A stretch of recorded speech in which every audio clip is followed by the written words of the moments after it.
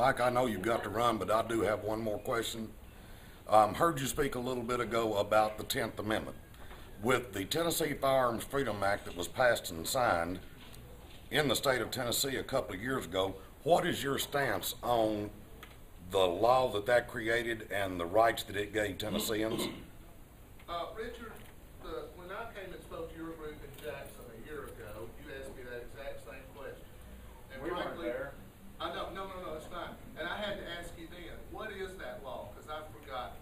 You're using an acronym that I'm not. What does that law do? The Tennessee Firearm Freedom Act says that any weapon manufactured within the state of Tennessee that is sold solely and owned solely within the boundaries of the state of Tennessee does not generate federal registration regulations on it.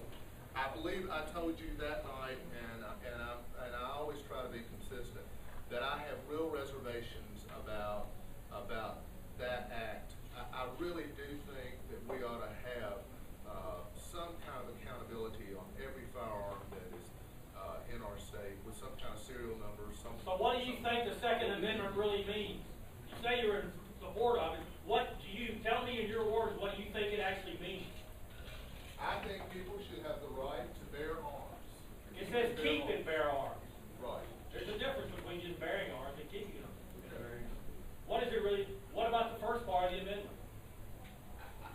I told you what I believe. I tried to be as upfront and candid with you as I can about that. And I think they ought to have the right to keep and bear arms and be able to But you defend want their it family. regulated by everything, by federal and state laws. That's not keeping and bearing arms. That's being told, yes, you can and no, you can't. If you have to ask permission to exercise a right, it's no longer a right, it becomes a privilege.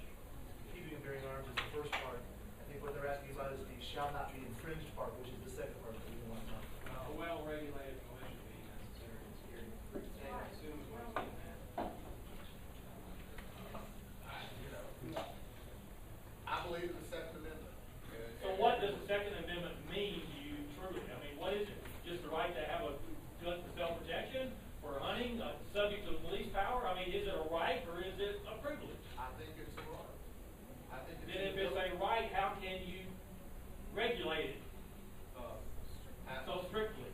I think it's a right, and it is the Second Amendment to our Bill of Rights, and and I think it should be treated that way as a right. But I don't see where having a number on a gun that's manufactured somewhere in any way infringes on that right. You believe in the freedom of the press? Sir? Do you believe in the freedom of the press? Sure. Do you want every typewriter registered or every computer registered? Do you want to put a number on it? Do you want to have somebody have a license to have a newspaper? To write a letter? To read a book? What's the difference It's between getting the two there. rights? If they're both rights, then how can you regulate one and not the other? Well, I grant you that it's not a perfect world. And things don't always go exactly like everybody wants, but that's not you and I want to come show you.